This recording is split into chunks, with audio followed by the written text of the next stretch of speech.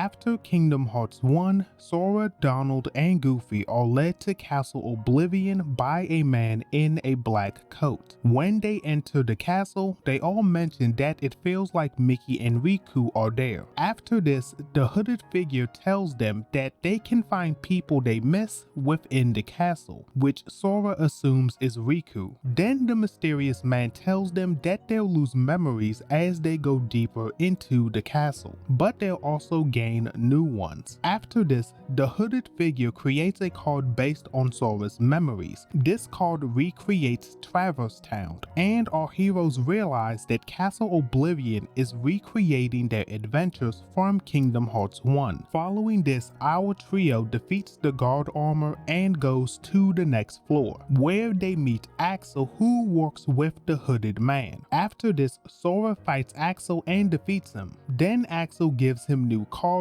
to continue up the castle. As they go up a few floors, they start forgetting things like Hollow Bastion, but at the same time, Sora remembers that there was a girl on Destiny Islands that used to play with him, Riku, and Kairi, and that he promised to protect her. As they continue through the castle, Sora remembers more things but can't remember the girl's name until he runs into Luxu, who is working with Axel and the hooded man. Luxu helps him remember the girl's name, which is Naminé. After this, he beats Luxu and she gives Sora more cards, so he can continue through the castle. After this, the game cuts away to Vexen, the head scientist of this organization, telling Axel and Luxu that he wants to use Sora for an experiment. After this, the game cuts back to our heroes who run into Riku, who is acting weird. Then Riku tells Sora that Naminé doesn't want to see him and that Sora would notice if he could remember why she left Destiny Islands. Riku also tells Sora to leave Naminé to him. Following this, Sora fights Riku and defeats him. After this, the game cuts to Axel taunting Naminé over this situation.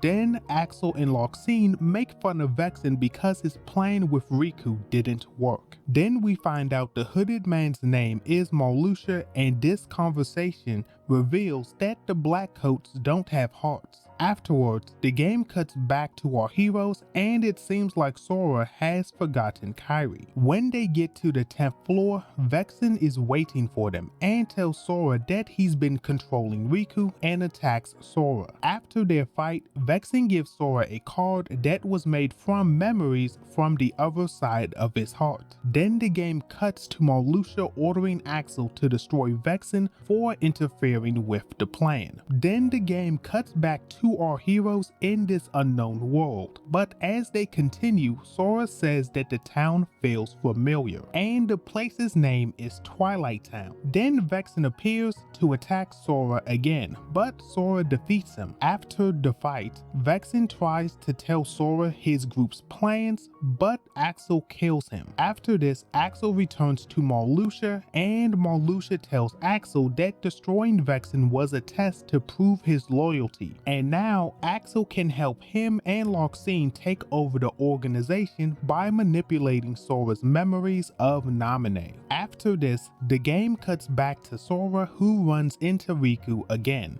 and they have a conversation where they seem to have the same memory of promising to protect Naminé. Then Riku pulls out the same good luck charm that Sora got from Naminé, leaving them both confused. Then Sora fights Riku again and wins. After this, Sora runs away from Donald and Goofy after they express concern about how obsessed Sora has become with Naminé. Afterwards, the game cuts to Axel letting Naminé escape. Then Sora explores Destiny Islands alone. While exploring, he comes face to face with Naminé. This is where Naminé tells Sora that they've never met before, and she's been inserting herself into his memories, replacing the person he cares about the most. Then she encourages him to think about who is really most important to him. Following this, Naminé's charm reverts back to Kairi's, and the memory of Naminé changes to Kairi as well. After getting through Destiny Islands, Naminé tries to tell Sora what she did to him, but Riku interrupts and attacks Sora. This time Riku wins, but before he can finish against Sora, Naminé makes him collapse. Then Luxu appears and explains that the Riku Sora fought in this castle was a replica created by Vexen. After this,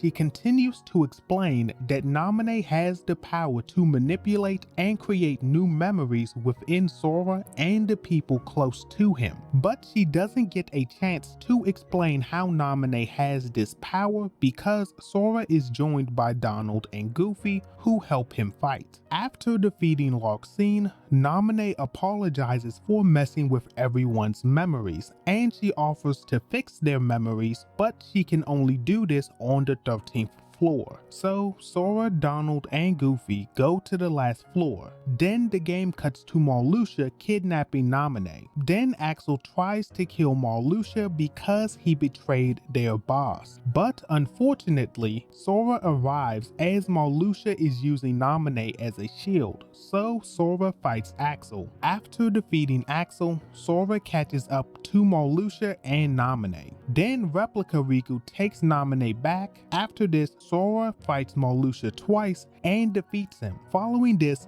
Replica Riku takes his leave. Then Naminé explains that she can restore our heroes' memories, but she says it will take a long time, on top of erasing their memories of Castle Oblivion, which includes her. So Jiminy tells everyone that he'll make a note to thank Naminé when they wake up. Following this, Sora, Donald, and Goofy go to sleep. When Sora gets inside the pod, he starts to remember his friends. Then Sora promises Naminé that they'll become friends for real when he wakes up. Then he goes to sleep. But before we continue, could you please like and subscribe because it lets me and YouTube know that you guys are enjoying the content and it helps my videos get shown to more people. But with that being said, let's get to Riku's story. There's another campaign called Rebirth in this game where you play as Riku within Castle Oblivion, coming up from the basement. This story is happening at the same time as Sora's. So Riku ends up in Castle Oblivion after being stuck in the realm of darkness at the end of Kingdom Hearts 1. Then a mysterious voice speaks to Riku and gives him a card so he can start going through the castle. After going through his memories of Hollow Bastion, Riku finds out that the voice was Ansem, who wants to corrupt Riku with darkness so he can possess him again. After Riku defends himself, Ansem gives Riku cards to climb up the castle, hoping that he will succumb to the darkness on his own. Then the game cuts to Vexen, who has a conversation with Xion and Lexaeus, who are a part of the organization, where we find out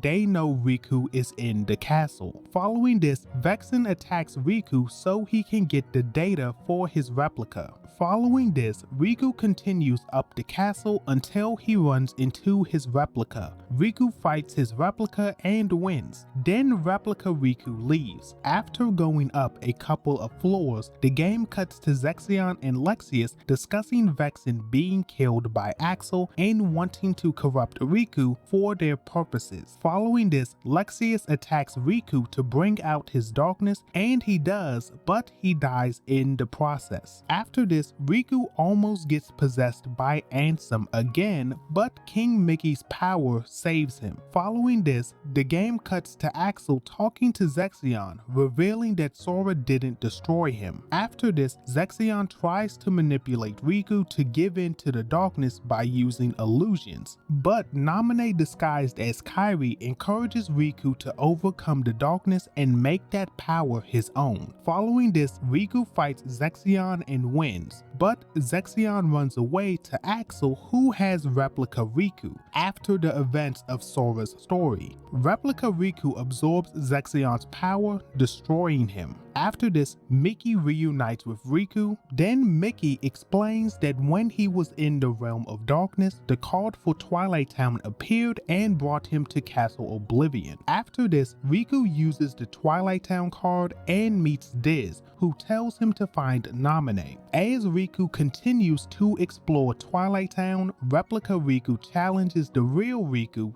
to a fight so he can be the only Riku. The real Riku wins the fight and and replica Riku passes away. Following this, Riku finds Naminé and she explains Sora's situation. Then she offers to make Riku forget about Ansem and the darkness, which will stop Ansem from possessing him and seal his dark powers. But Riku declines this offer and decides to face Ansem. After this, Diz gives Riku and Mickey the same coats as the organization. Then Diz tells them that the coats will stop them from being consumed by darkness and stop the organization from tracking them. After this, Riku fights Ansem and he wins, but he tells Mickey that he can still feel Ansem's presence. After this, Riku and Mickey leave the castle to work with Diz and Naminé to fight the organization, and that is the end of the Kingdom Hearts Chain of Memories timeline. With that being said, if you want to see more timeline videos like this one or video essays on your favorite video games, like, comment, and subscribe with notifications turned on.